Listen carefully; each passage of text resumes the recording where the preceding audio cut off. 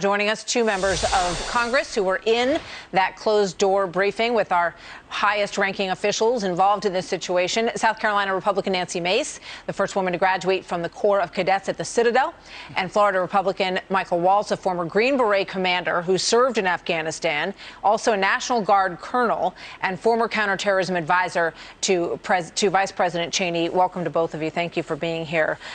Representative Waltz, I want to start with you. Yeah. What did you hear in there? Because I listened to the briefing that you all gave when you came out. That sounded different than what you're hearing in these White House briefings. Yeah, Martha, we continue to see a disconnect, but between what we're seeing and hearing behind closed doors and classified briefings with Biden's team, and then what we hear from the president himself in public. But at this briefing, a couple of things were clear. One, we can't get everybody out in the next week.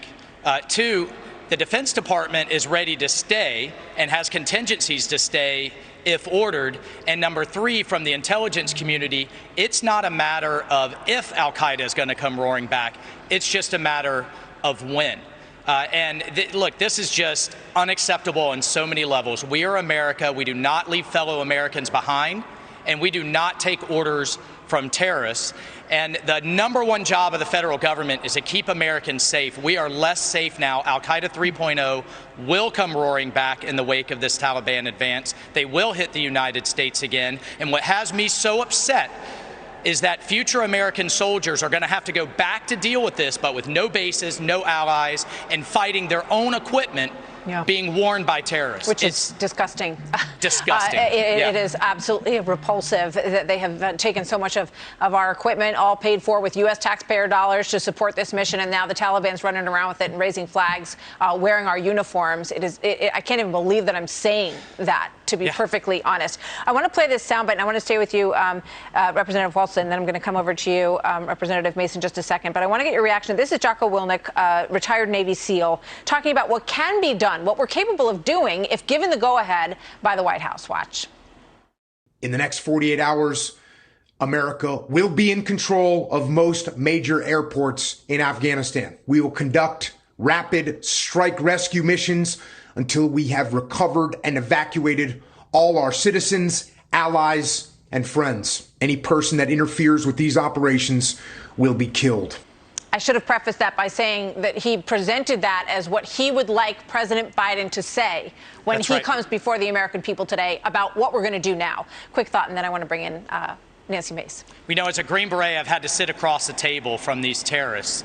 And let me tell you, the more you beg them, the more Mother May Eyes that you present, the more you embolden them, because they only understand strength and weakness. They understand leverage, and they understand bombs on foreheads. And if you tell them this is what we're going to do or else, with the backing of the greatest military in the world, and you get in the way of us bringing out Americans and our allies, period, that's the way you deal with the Taliban. But what we're seeing from this administration is weak and feckless. And guess what? Al-Qaeda today just congratulated the Taliban for their historic victory. That, to me, is heartbreaking and infuriating. Representative Mace, what do you think when you watch about what is unfolding here? It's a lot of unthinkable, really. Right, absolutely. We've gone from absolute chaos to an absolute human catastrophe.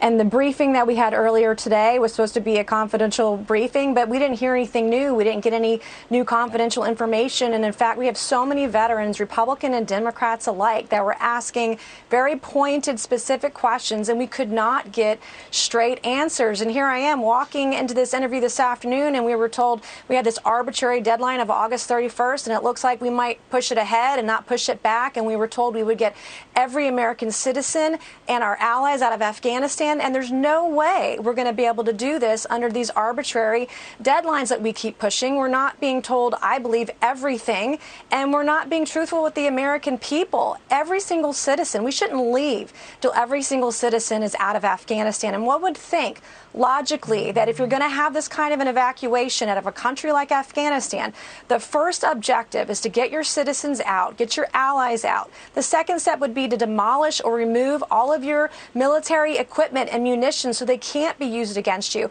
And then third, the military then evacuates. We did it in reverse order, and we completely missed the second step. And I want to commend Mike Waltz and others in the conference, in Congress, who are veterans, who are working around the clock, doing the work, trying to get citizens of our country and allies out of Afghanistan, doing what we should be doing. And they're working incredibly hard. I want to say thank you for their service. Yeah, I couldn't agree with you more. I think most Americans feel that way. We're all indebted to all of those on Capitol Hill and in private sector as well, who we know behind the scenes are trying to use every means possible to get people out. We also know from our reporting at the Pentagon that the U.S. military has begun withdrawing already some of the troops that were brought in for this mission. So I think that tells you a lot about the direction that this is going as well.